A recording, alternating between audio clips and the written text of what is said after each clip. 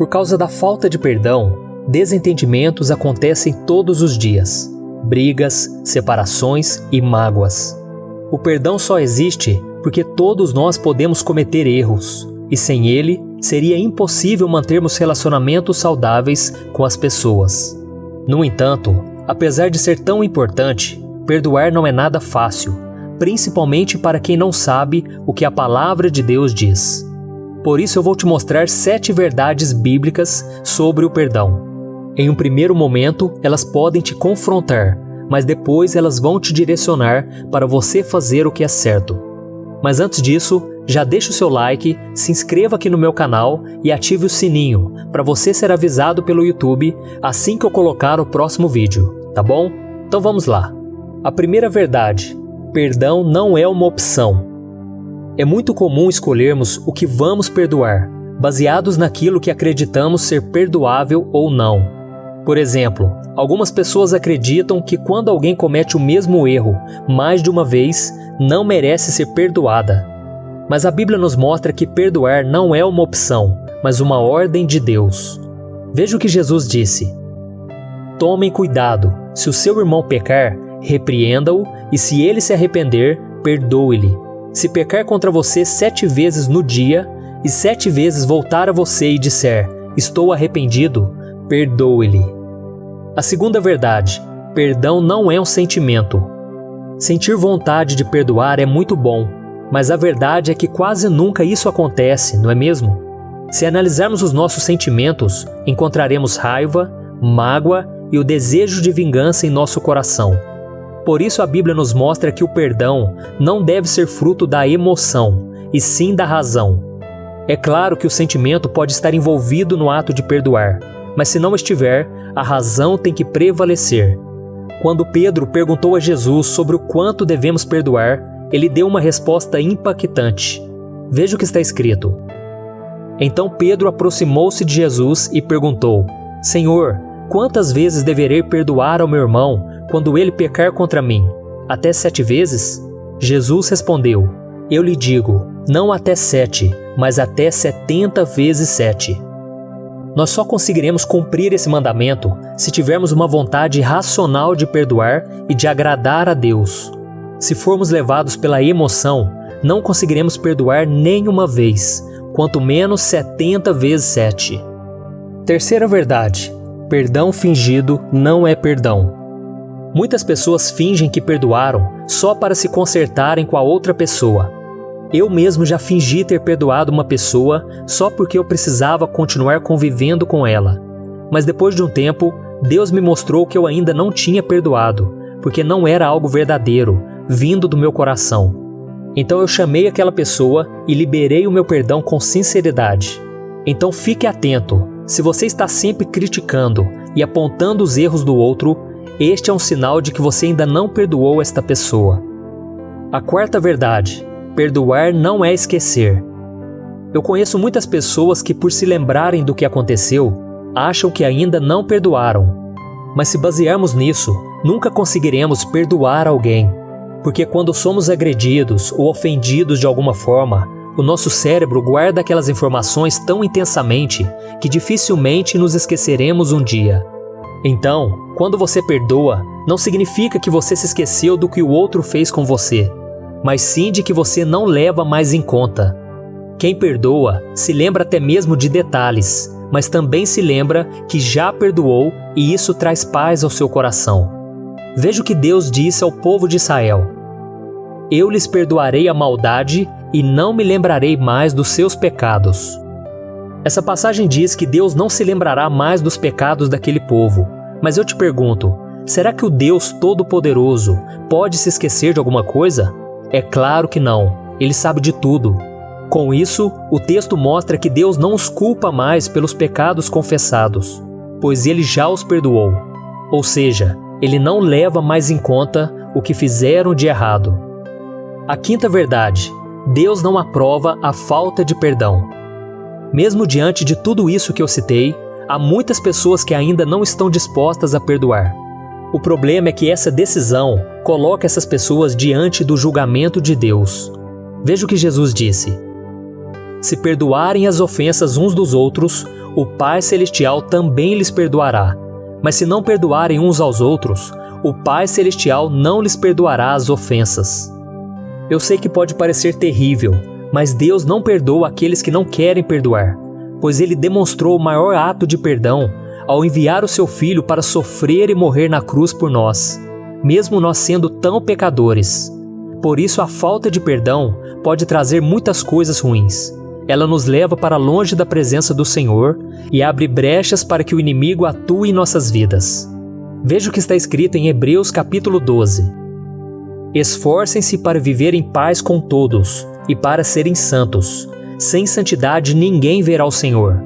Cuidem que ninguém se exclua da graça de Deus, que nenhuma raiz de amargura brote e cause perturbação, contaminando a muitos. É muito triste ver que há muitas pessoas amarguradas, até mesmo dentro das igrejas. Esta é uma das razões por que tantas pessoas sofrem com doenças físicas e emocionais. Quando o perdão não é liberado, ele se torna uma raiz de amargura, que vai aumentando com o passar do tempo, até que destrói a vida da pessoa, afasta ela da graça de Deus e ainda prejudica a vida das pessoas à sua volta. A sexta verdade: você não é obrigado a conviver com quem você já perdoou. Você pode amar e perdoar, e mesmo assim não querer conviver com essa pessoa. Afinal, como manter uma amizade com alguém que te roubou, te traiu, te agrediu ou coisa do tipo? Às vezes é quase impossível, e em muitos casos, manter-se afastado é a melhor coisa a se fazer. Se essa pessoa não mudou suas atitudes erradas, você não precisa querer ficar ao lado dela, mas isso não significa que você não a ame de verdade. O que não pode acontecer é ter ódio ou mágoa de alguém. Pois Jesus disse que se o seu inimigo te pedir algo, você deve fazer. Se ele precisar da sua ajuda, ajude. Afinal de contas, se você ama e já perdoou, não há mais ressentimentos em seu coração. Esse é o verdadeiro amor que Deus espera de nós, que amemos as pessoas e não as suas atitudes. Assim como Ele ama o pecador, mas odeia o pecado. A sétima verdade: para perdoar, você não tem que esperar o outro pedir perdão. Muitas pessoas não perdoam porque ficam esperando o outro vir pedir perdão. Mas isso é errado, porque alguns nunca vão se desculpar pelas ofensas que causaram. Sem falar daquelas pessoas que nem sabem que nos ofenderam.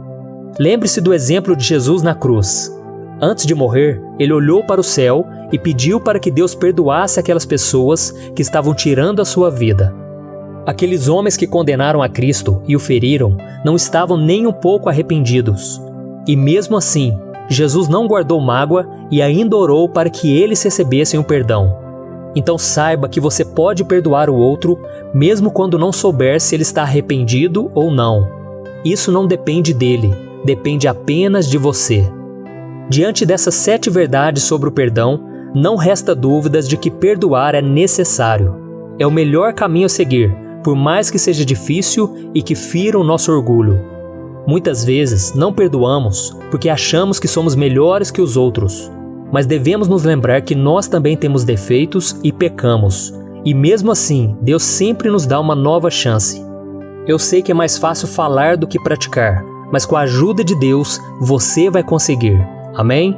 A Bíblia diz que o nosso único inimigo é Satanás, e não as pessoas. Por isso fique atento, o diabo usará as pessoas para tentar te atingir, pois ele quer destruir não somente a outra pessoa, mas a você também. É por isso que se você escolher perdoar e orar por quem te feriu, você estará quebrando as armadilhas que o inimigo estava planejando. Então lembre-se, o amor sempre é a sua melhor arma. Glória a Deus! E agora eu quero fazer uma oração por você, você que está com o coração atribulado, angustiado, você que sabe que não perdoou ainda aquela pessoa. Porque todas as vezes que você se lembra dela, você tem raiva, desejo de vingança, você tem ódio no coração.